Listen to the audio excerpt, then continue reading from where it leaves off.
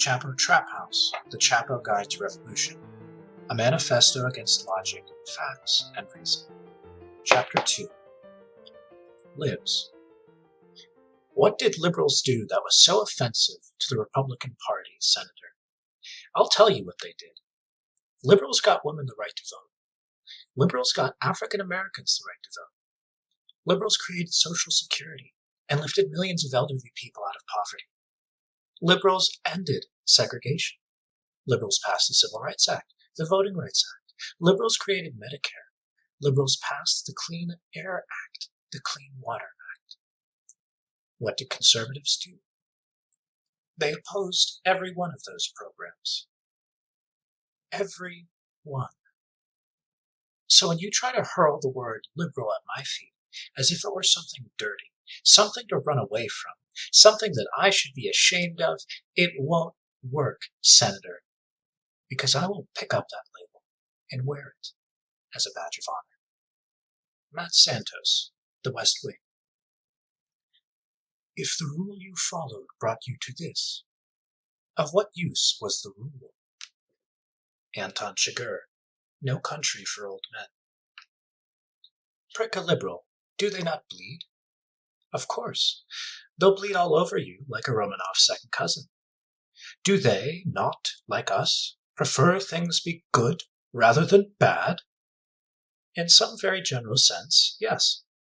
And, as the first epigraph above lays out, do they not have a record of popular legislation to their name? To be sure, and boy, do they love to bring it up. Why, then, do we hate the lib? The essential problem is not that liberals are as bad as conservatives, but rather that there is a giant sucking void at the core of their being. In place of real beliefs, liberals have guilty consciences. In place of politics, they have a democratic process to assuage those consciences. This process pits tepid reforms against a deranged and revanchist right wing with no such inclination toward consensus or incrementalism. Despite its claim to the mantle of American progress, the liberal algorithm produces positive social change or legislation only when pressured, sometimes terrorized, by militant and or popular left-wing movements. Without an organized and popular left, liberals end up negotiating themselves into oblivion, moving the country, inevitably, to the right. If you're of the millennial generation, and even slightly left of center, liberals and the Democratic Party have been the only game in town as long as you've been alive. Your parents most likely protested the Vietnam War and supported the Civil Rights Movement, and have been patting themselves on the back ever since.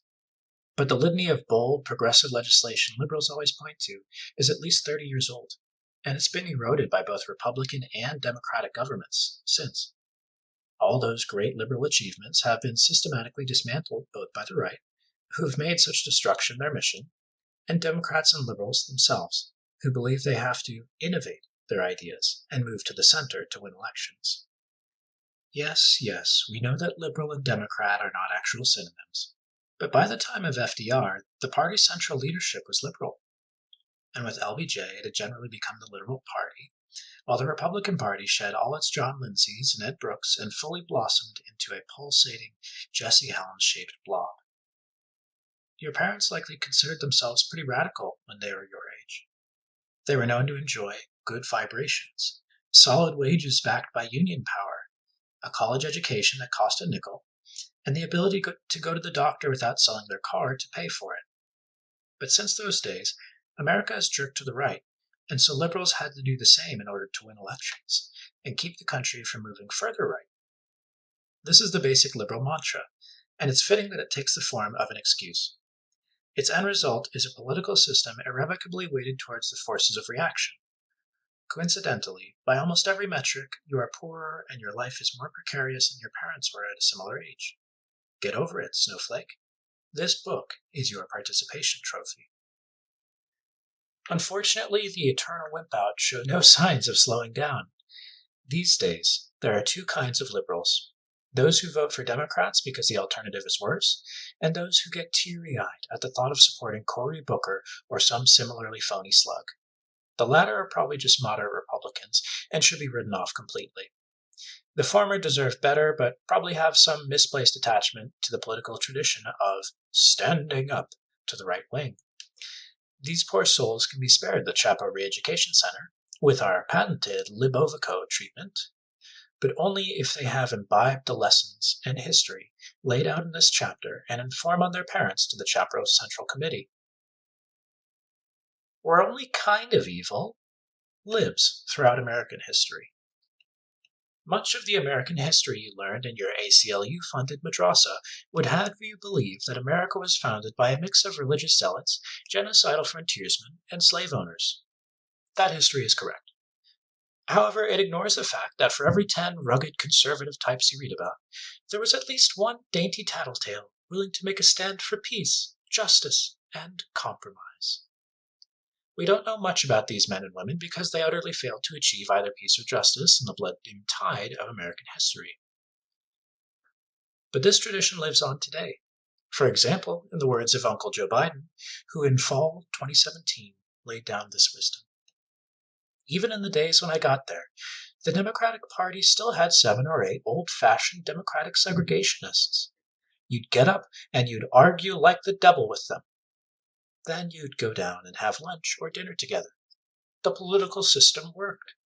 We were divided on issues, but the political system worked. People like Biden have been present all through history, despite not always having a word for their beliefs. These brave souls were early ancestors of the modern American liberal.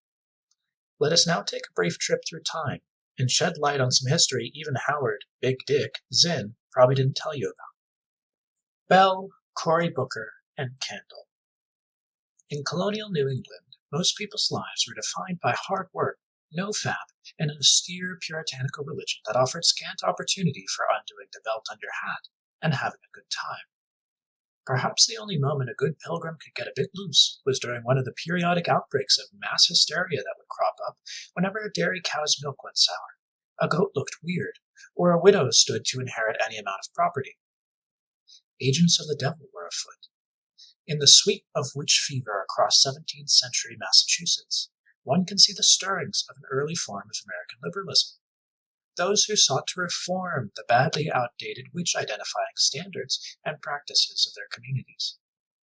Towns like Salem, Ipswich, and others were unfortunately stuck in Calvinism 1.0, badly in need of better data on women seeking Congress with the devil. Social reformers emerged from these dark, narrow New England glens to champion reality-based witch trials. Men like Abstinence True Facts and Josiah's Good Men Project pushed back against the pervasive ignorance and prejudice of their time, fighting for higher standards of evidence, as well as more humane punishments for those convicted of consorting with the dark side, such as the right to be burned at the stake by a mob of your peers. They engaged in spirited and respectful debate with the social conservatives of their day, men like Joseph Glanville and Cotton Mather. Indeed, True Facts and Goodman Project defended famous witch trial defendant Sarah Good on the grounds that the spectral evidence introduced against her was procured illegitimately. They issued scathing takedowns of Cotton Mather's Wonders of the Invisible World for being improperly footnoted. Unfortunately, Good was executed anyway, and for their brave stand for the rule of law, science, and humane rights, both men were prosecuted and covered with stones until their bodies were crushed. It's rumored that Good Men Project's last words to the court of Oyer and Terminer were, "Thou art not aware of how most foul thou appearest at this moment." For these early American libs, being crushed to death by stones was a small price to pay for being on the right side of history. By insisting that more than one eyewitness was needed to confirm a sighting of an apparition, these bleeding heart Puritans helped save the lives of countless women who would have otherwise been lost to shoddy or at times completely unfounded accusations of getting head from Beelzebub. Our Revolution. In the lead-up to the American Revolution, relations between the 13 colonies in Britain were strained by the issue of the Crown's aggressive taxation. With the passage of the Stamp Act, enraged patriot groups, such as the Sons of Anarchy, took up "no taxation without representation" as a rallying cry. At the same time, lesser-known nationalist groups like the Project for an Independent America, PIA, also organized around the issue of taxation. But unlike the scruffier roving patriot gangs, the PIA actually wanted more taxation to pay for charter apprenticeships and programs to teach children to tie complicated sailors' knots, the 18th century equivalent of coding. Emphasis on civil war. The greatest liberal icon of the first half of the 19th century was undoubtedly Henry Clay, fittingly known as the Great Compromiser, for his preternatural ability to bring both sides together. Clay understood that at the end of the day, everyone, Whig or Democrat, slave owner or abolitionist, Irishman or human, was a white male landowner and ought to put their differences aside and come together over a cup of switchel to hash out pragmatic policies that would work for every member of the ruling class. To that end, Clay designed the Compromise of 1850, a package of reforms he helped pass by telling Southerners, if you like your slaves, you can keep them. Clay's compromise stands as a towering achievement for radical moderation and centrism that managed to postpone a bloody civil war for just under a decade. During the prelude to the Civil War, proto-liberals began to solidify their identity and soundly supported the cause of abolition. However, they were still wary of opposing the evil institution too vociferously, lest they become the very thing they hated. Ever vigilant for ways to demonstrate their moral superiority, Civil War Libs sent around a collection plate to raise funds for the damage done to Harper's Ferry by the radical extremist John Brown, preaching, "This is not who we are." In a last-ditch effort to bring the Southern states back into the Union, Libs put forth the Crittenden Compromise, a bold piece of bipartisan legislation mandating that the Constitution could never be amended to end slavery, and in exchange, slaves would receive tariff credits they could use to buy their freedom after 60 years of labor. After the war, Southern whites protested Reconstruction by requesting taverns and general stores take their orders for corn pone and gingham skirts under the names General Lee and Nathan Bedford. Reconstruction-era Libs responded by buying more corn pone and gingham. The Compromise of 1877 was another landmark of civil moderation. On the one hand, it prevented Democrat Samuel J. Tilden from winning the presidency, and on the other hand, the antebellum slave-owning aristocracy regained total political control of the South, engaged in violent repression of freedmen, reinstalled the institution of slavery in all but name, and perpetuated a racial crisis that would last for the next 141 years and counting. So, win-win. One can picture the ancestors of today's Libs standing by, hands over hearts. Spread the guild around. The rapid consolidation of capital that followed the Civil War put American industrialization into overdrive, spraying mechanized jets of diarrhea into the faces of average Americans. For some reason, very few people, be they former yeoman farmers driven from their land by collapsing commodity prices, or immigrants seeking new lives in the New World, were thrilled with the deal offered by the rising robber baron class. Short, miserable lives spent toiling in mills, factories, and mines in exchange for twice-weekly ice deliveries to their hovels. Riots and strikes exploded in the last decades of the 19th century as laborers sought to reduce the danger and drudgery of their work and increase their wages, or at least to jack those ice deliveries up to 3 times a week. Liberals of a rising middle class responded by forming the Progressive Movement, which ushered in the uncreatively named Progressive Era. The Progressives sought to soothe the anger and militancy of the restive working class by placing government restrictions on industry. Sure, they took up the demands for 8-hour workdays, safety regulations, and the end of child labor that workers have been making for years and brought them to the seat of power. But they added their own uniquely liberal policy prescriptions as well. After all, what good would it be to lighten the workload of common laborers if their culture of victimhood and laziness persisted? In order to take advantage of the many new exciting job tracks in the fast-changing industrial economy, powder monkey, gear gibbon, axle ape, coal eater, workers would have to cultivate the bourgeois values of thrift and diligence. Thankfully, Progressive conceived of a smart policy that would nudge the teeming urban hordes into lives of rewarding employment. Eugenics. By pairing up the most intelligent and physically robust of the laboring classes and using nimble public-private partnerships to permanently dissuade the less competitive from procreating, desirable cultural traits and skull shapes would be passed along to future generations, as less desirable ones perished. It was a win for taxpayers, who wouldn't have to foot the bill for jugs of liquor and frayed overalls, a win for employers, who could count on a ready supply of well-bred workers, and especially a win for the congenitally undesirable workers themselves, who could bust nuts without fear of consequence. The policy received a seal of approval from the U.S. Supreme Court in 1927, when liberal lion Oliver Wendell Holmes Jr.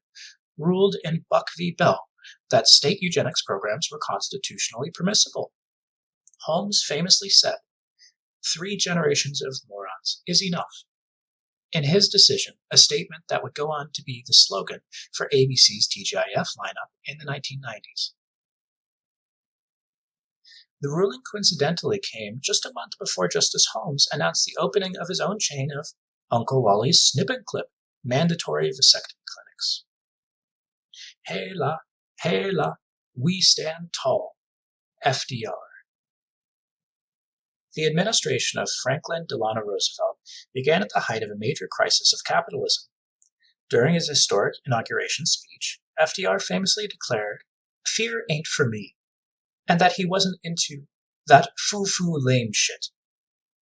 The Roosevelt years smashed the record for consecutive presidential administrations and drove the pace car for 20th century American liberalism. At a time when democracy was looking a bit worn out compared to hot new trends like fascism and communism, FDR's art of the deal set up a new centralized state to not only manage the excesses of capitalism, but also to project American power across the globe. It was an ambitious undertaking that sought to stave off a more radical politics creeping into society from the left. The president and his minions saw communists unionizing black sharecroppers in the South and organizing sit-down strikes in the heart of Fordism, and nervously proposed, "Hey, how about some public works projects and murals showing super jacked workers popping their biceps?" The good things that came out of the New Deal: unions, regulation of capital, massive investment in infrastructure, social security, seizing people's dumbass gold, dams, street art, and 2-for-1 happy hours. The bad thing? Black people were excluded from pretty much all of it. FDR's administration systematically upheld white supremacy and segregation as a way to get the votes it needed from Southern Democratic politicians.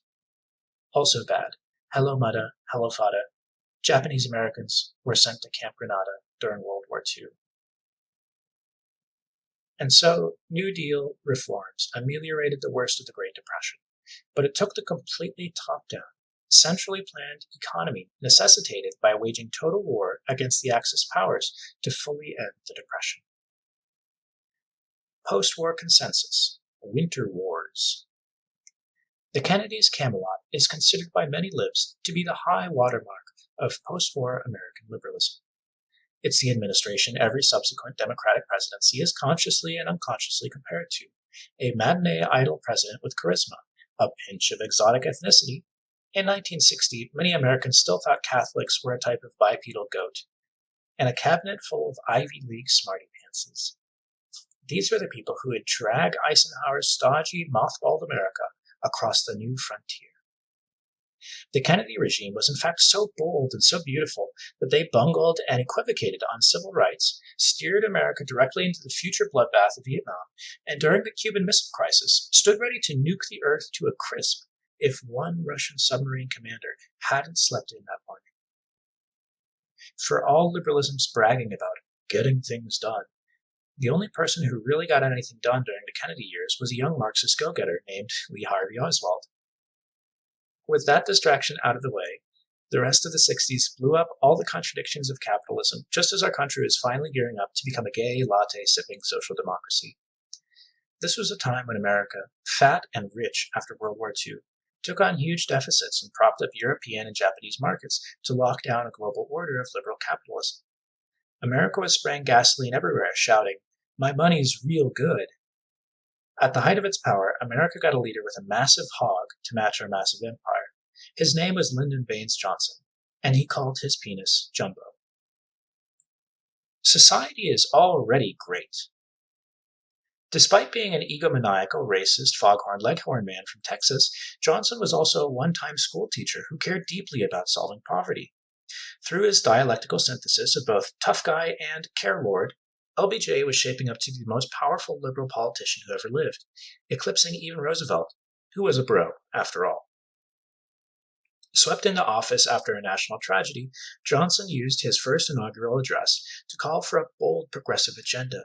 Not just a good society, mind you, but a great society.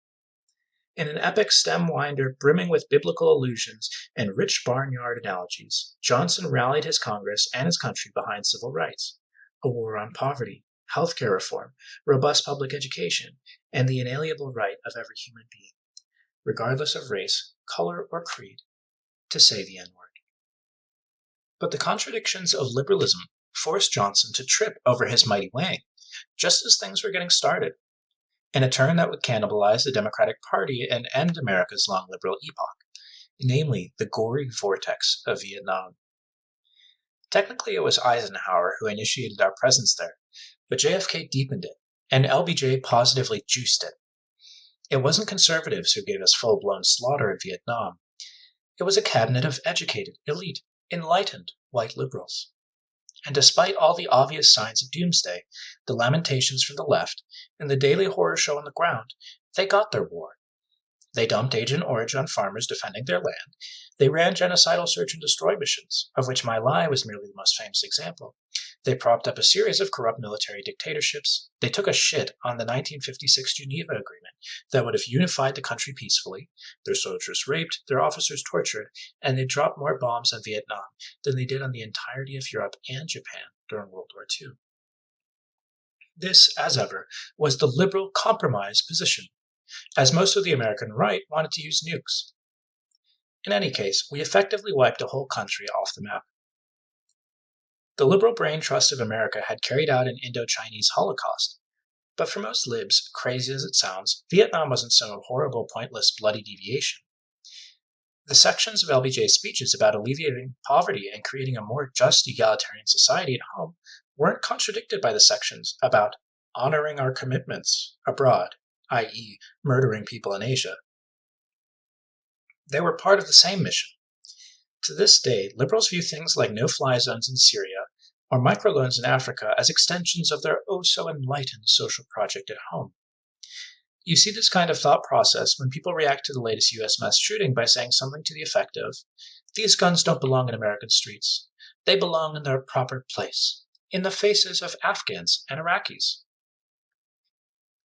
Public disgust over Vietnam shot up year after year, but even that might not have been such a problem for Johnson if it weren't for the disintegration of America's supposed consensus on race.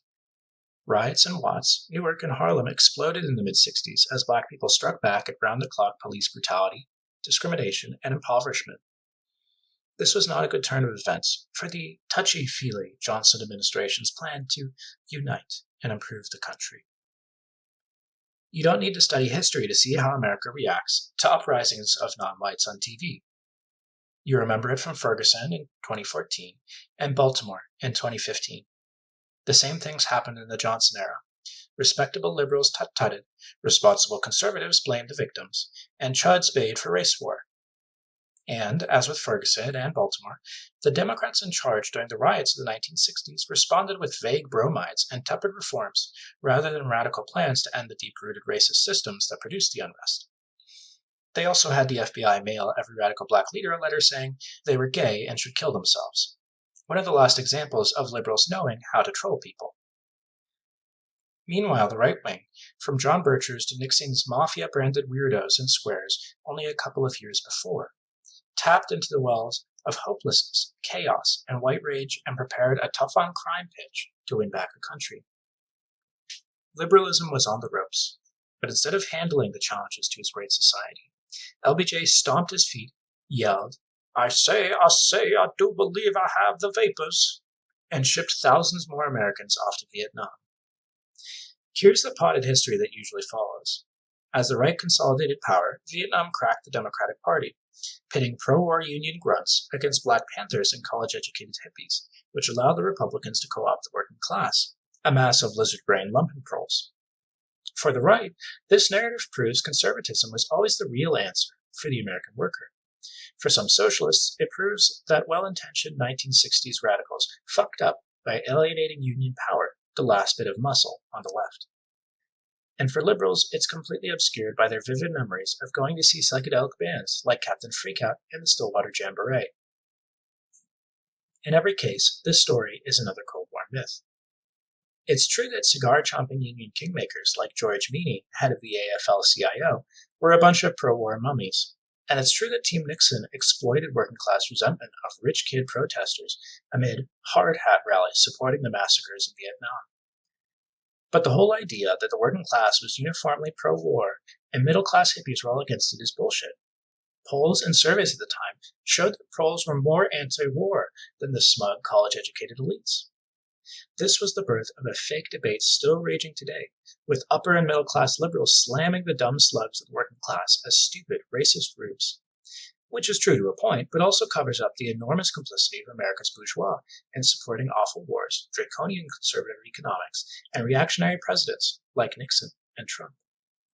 You can't just blame the baying hordes of plumbers and construction workers for Vietnam, or the end of liberalism, or the rise of Nixon. You certainly can't blame the counterculture, or people of color. You can't even blame individual politicians like Johnson. So who can we blame, and why? Truth is, the downfall of the liberal era was contained in its original triumph, the New Deal. That was a massive reshaping of government in response to outcry from the masses, a groundswell of popular rage over the failures of capitalism.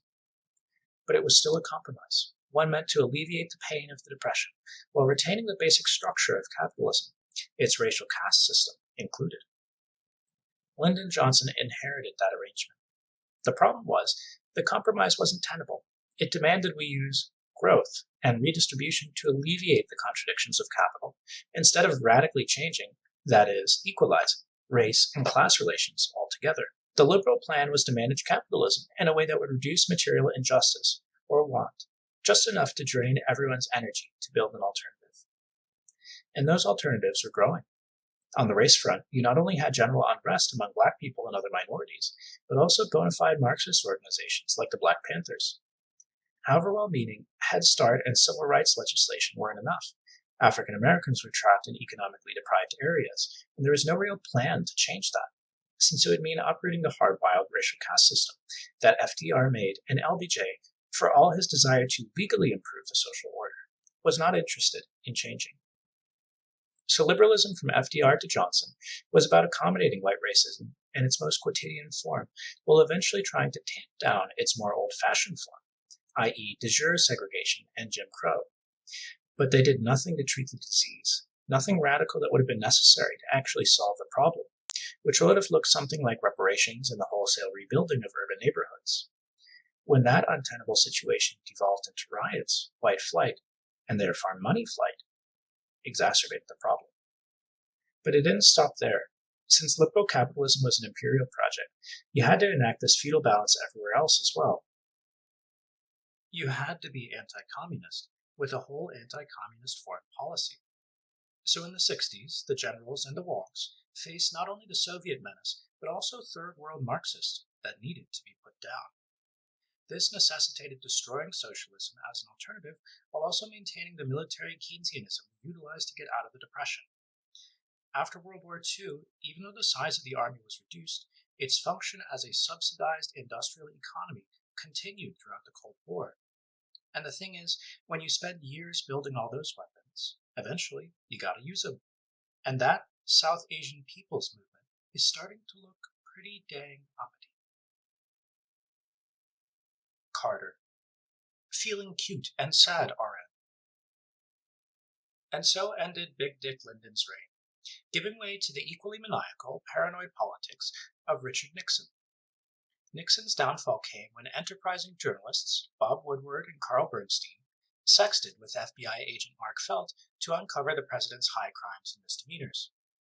Incidentally, The authentic journalism of Woodward and Bernstein unleashed a brain bug into the skulls of American liberals, convincing them that all journalists were brave heroes and that one merely had to ask those in power, "Sir, how dare you, sir?" until they stepped down. It worked on Nixon, after all. He did step down, and we ended up with Jimmy Carter, a man who did sweaters and offbeat farming long before horny Instagram poetry guys. For some reason, Carter is remembered as wildly left-wing, immortalized by conservatives as Satan incarnate, and by liberals as proof that governing to your left is a losing ticket. They're right, too. Carter's pie-in-the-sky Marxist policies of deregulating trucking, airlines, and the credit industry, while sending arms and cash to the proto-Taliban alongside Saudi Arabia and Pakistan's ISI, this stuff was just too idealistic. And so President Peanut-looking-ass boy lost to Ronald I-smell-toast Reagan in a triumph against ableism, causing liberals to hurl themselves back into the darkness until another weird centrist governor emerged from the South a decade later. It's worth noting in the annals of democratic liberal fecklessness that in the 1980s they did keep bona fide lunatic Robert Bork off the Supreme Court, which was a win. Still, despite controlling both houses of Congress during the second Reagan administration, they let a brain-dead right-wing president get away with carrying out an HBO miniseries worth of Iran-Contra crimes, which was pathetic. And here's a dose of irony to sweeten the pill. Reagan selling arms to Iran in order to fund rape squads in Central America really did make Watergate look like a third-rate burglary. So if libs want to keep holding up Watergate as a historic triumph for the forces of good, they'll have to admit that letting Reagan off the hook represents a far greater historic triumph for the forces of evil. At least Nixon approved the EPA while he was blowing up the world. Reagan's run was an unabashed looting of the public sector. But at the time, in liberal minds, the country simply couldn't go through another Watergate that would further erode America's respect for the institution of the presidency. After all, it would still be a few more years until a leader would come along and jizz all over the Oval Office. Premature triangulation. If fake friend Jimmy Carter cleared the path for Reagan's assault on workers, poor people, and minorities, Bill Clinton picked up Ronnie's gun and put the dying New Deal out of its misery. Clinton ran for president as a cerebral, charismatic figure who harnessed boomer coolness to play the sax while sticking to the playbook of the right-leaning Democratic Leadership Council. This was a new club of losers who pushed an ideology frozen in time from the moment Reagan beat Walter Mondale, blaming every subsequent Democrat's loss on the party being too left-wing, too beholden to the big labor tax and spend policies that voters had supposedly rejected. Conceding most issues to the right, Clinton perfected the third way politics that splits the difference between what the people you represent want and what the people who despise you want. His counterpart in the UK, Tony Blair, carried out a similar revolution inside the Labour Party and, unsurprisingly, went on to chip away at the NHS and team up with George W. Bush on the Iraq War. This right turn would be one thing as a campaign strategy, but Clinton, the new and improved liberal, took this shit to heart. Once in office, he declared the era of big government over, reformed welfare by kicking a bunch of poor mothers off the dole, ballooned the prison population, vastly expanded the war on drugs, smashed a handful of small countries with bombs lest anyone call him a pussy, and made sure any gay people at the tip of the imperial spear could get killed but not married.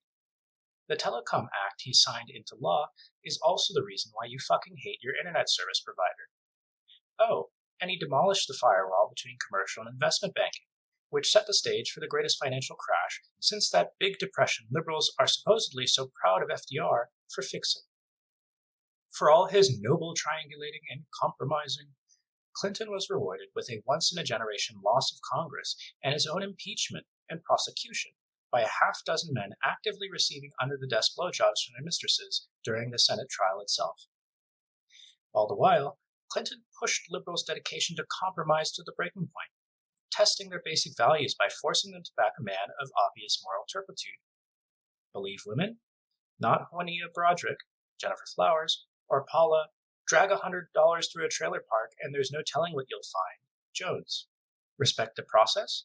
Not before you shunt your wife to a state she's never lived in to become a senator because there wasn't anyone else in the fourth most populous state who is better qualified for the job.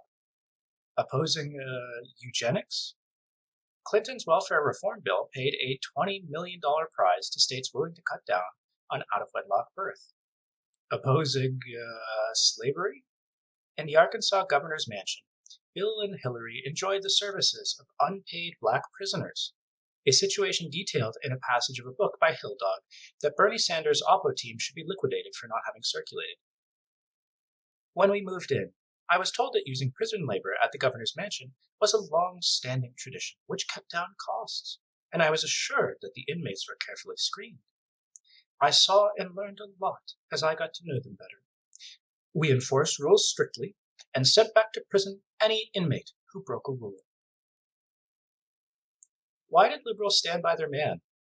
After they'd spent 12 years out of the White House, was their despair so profound that they clung to a guy who kinda sorta won 2 presidential elections?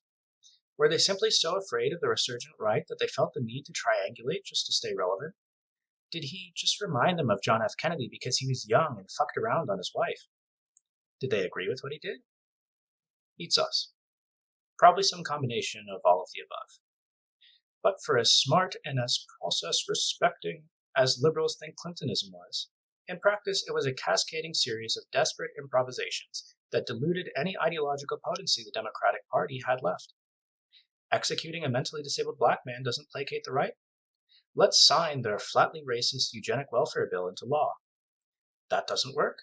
Let's legitimize their dehumanizing rhetoric and flatter their tribal instincts by calling young black men super predators and signing an anti-gay marriage bill into law.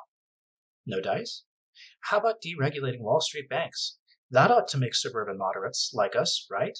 Oh fuck, why are we losing so many working class voters? Into the wilderness. The shrub years.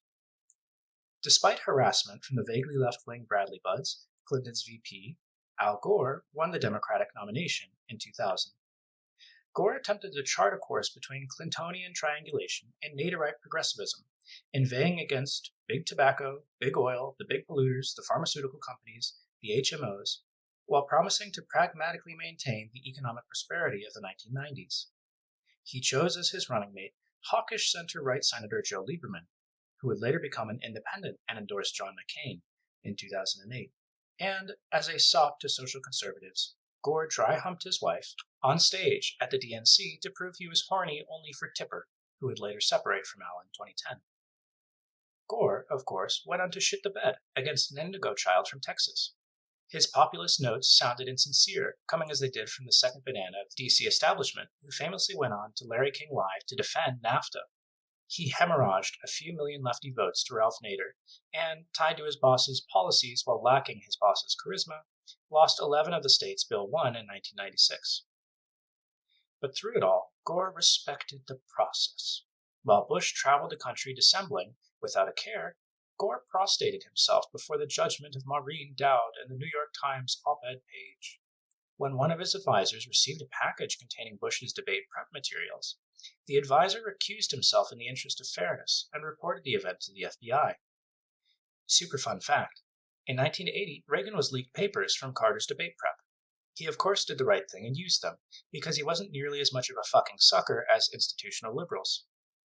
In overtime, the GOP organized street mobs of young Republican sociopaths, who would all later be rewarded with cushy jobs, to shut down the Florida recount, while Lieberman went on TV to say late postmarked absentee ballots, which favored Bush, should definitely be counted.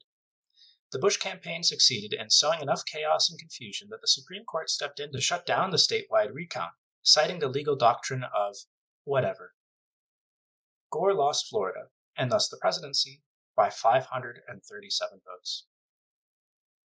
Bush's first term, quite frankly, broke liberals' brains.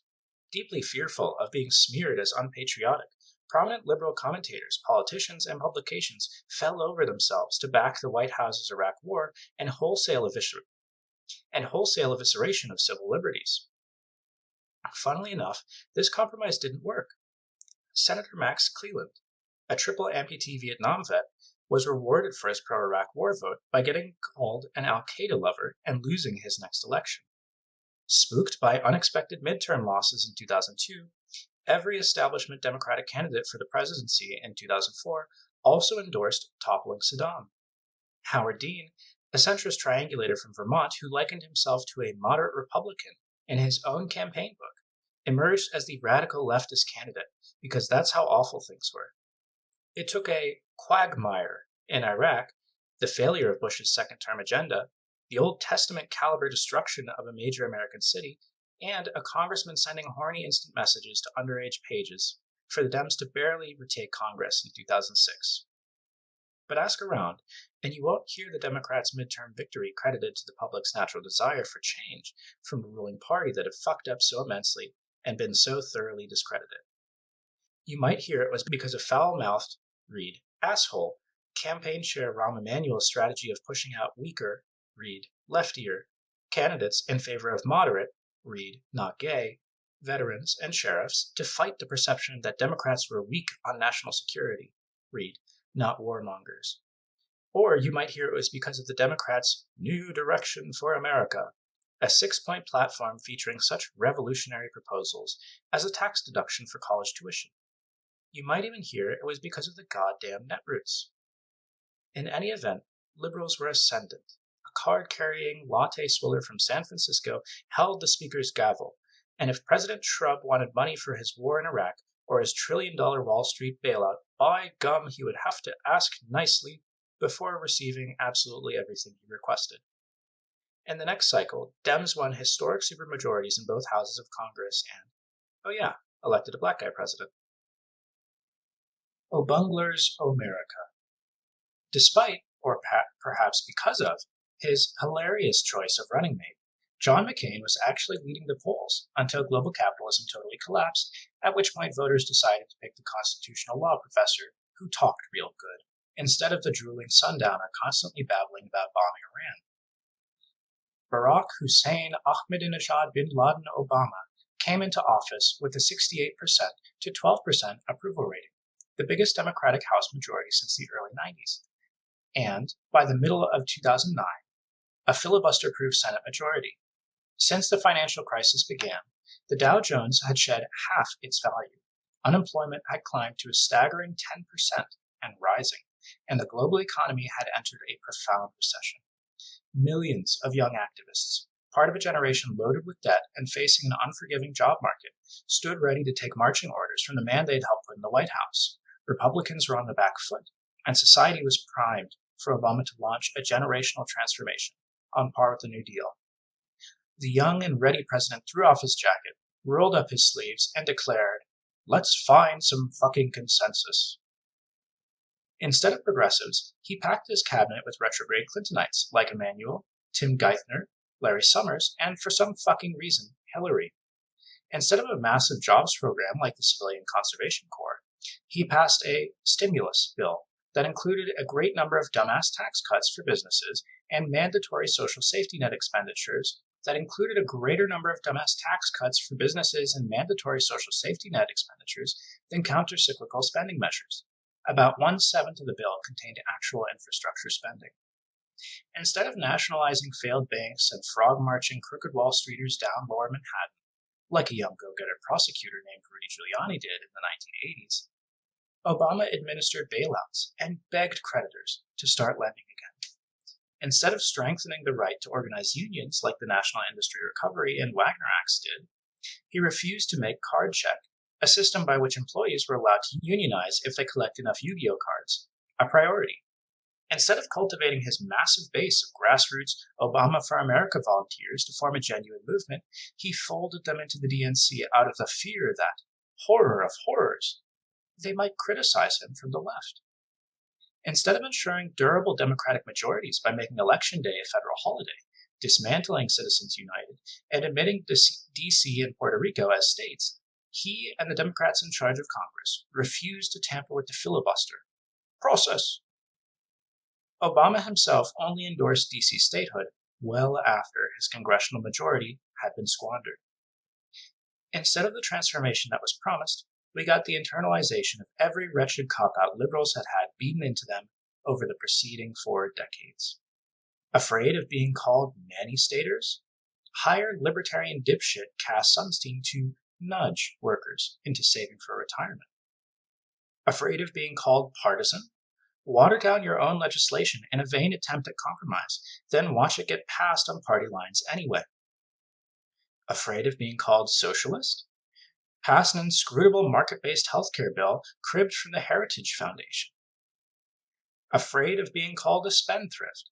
Put an arbitrary limit on the stimulus bill that's supposed to save the fucking economy. Afraid of being called weak?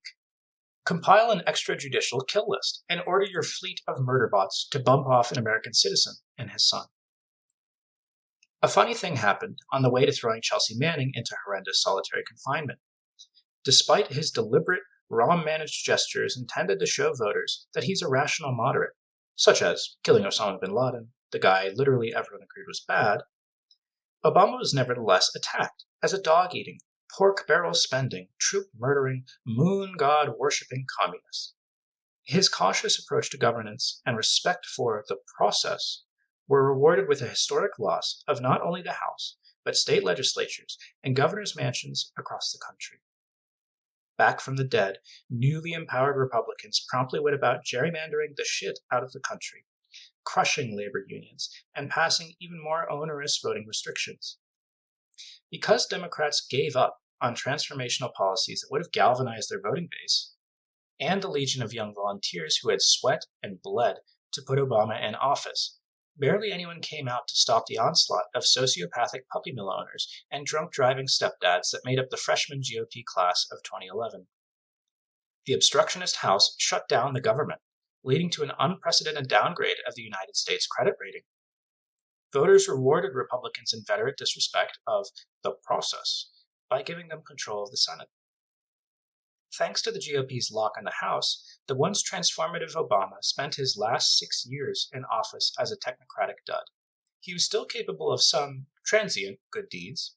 He mandated vital protections for immigrants and LGBT individuals and instituted a moratorium on the deportation of the most telegenic undocumented immigrants via executive order. At the same time, he vastly increased the scope and brutality of our security state and mass surveillance apparatus, putting the Democratic imprimatur on the most depraved excesses of the Bush administration. In the liberal mind, this was okay. Sure, setting a precedent for extrajudicial murder of American citizens is a little wild. Committing to drone warfare in a dozen or so countries after running on a peace platform is a touch much. Funding al-Qaeda in Syria and Libya is a stretch, and expanding mass surveillance and imprisoning whistleblowers is not, as the kids say, a good look.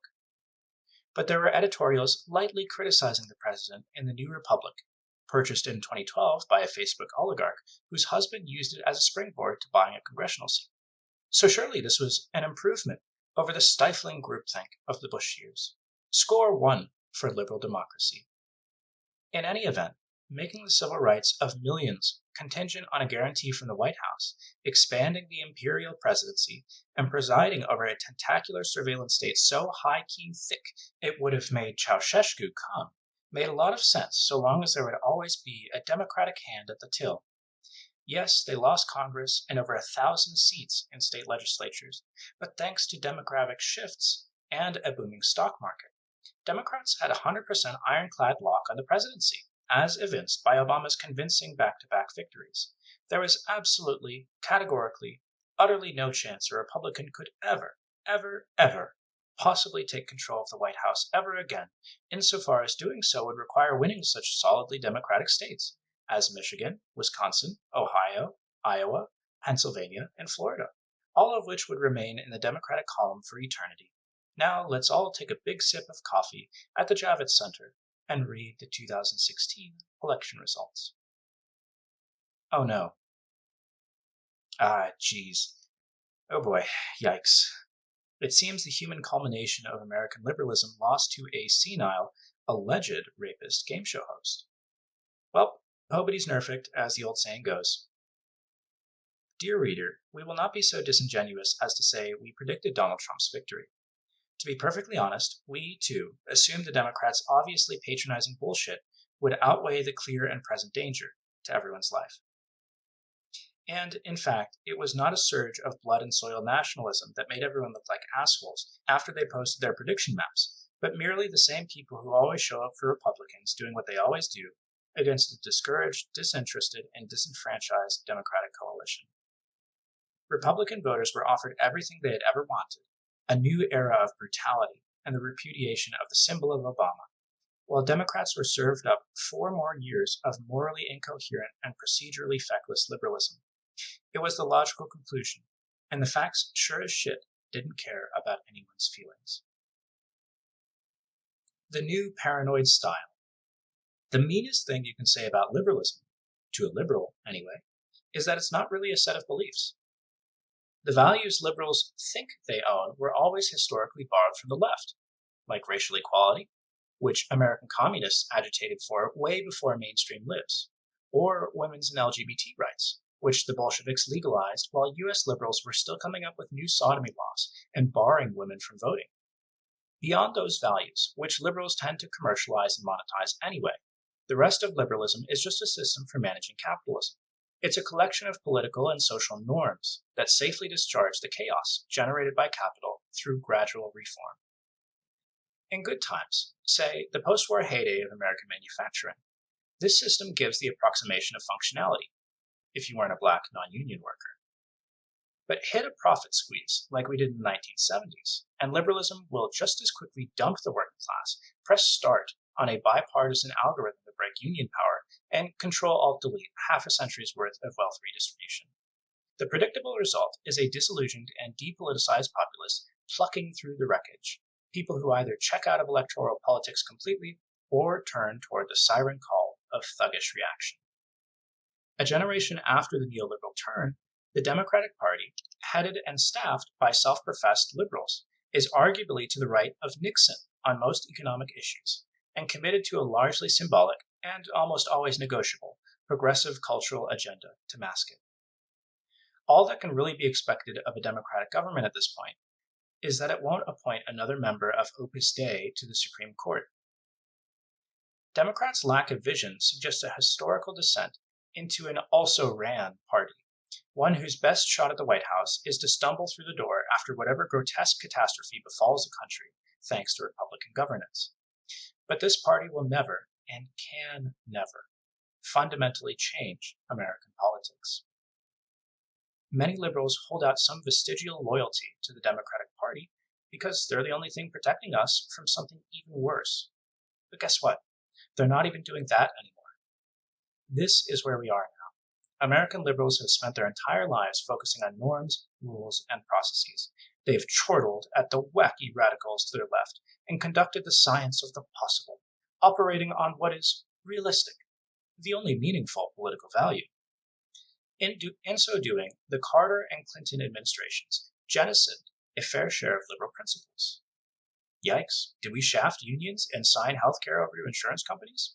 Sorry, we were busy getting things done, like deregulating the financial sector and ballooning the war on drugs.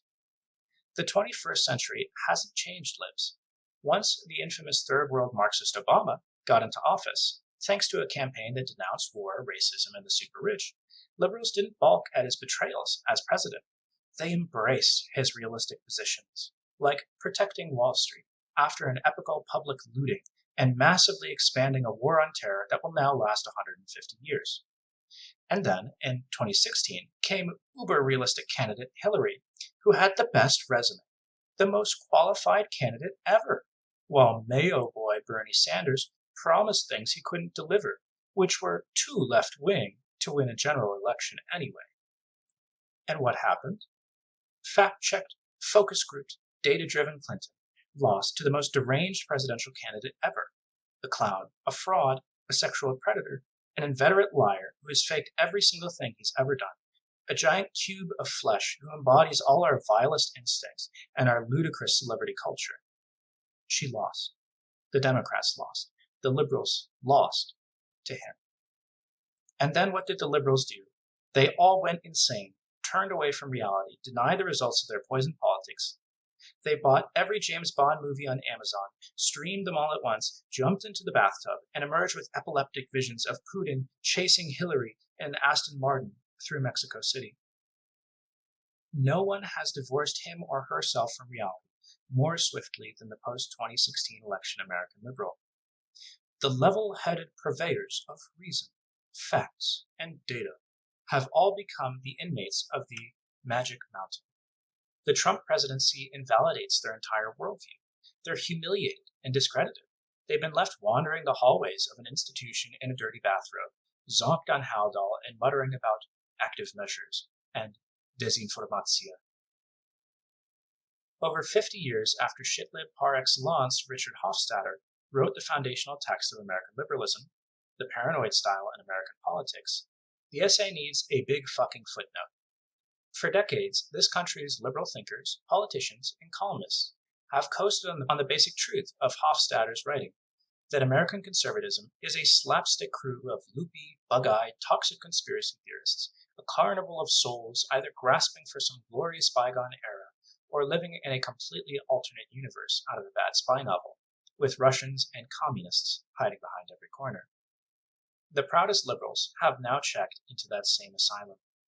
Log on to Twitter or turn on MSNBC or read the New York Times. You'll get InfoWar-level theories about how Trump, Sanders, left-wing podcasts, and even fucking mass shootings are all likely the work of the Kremlin.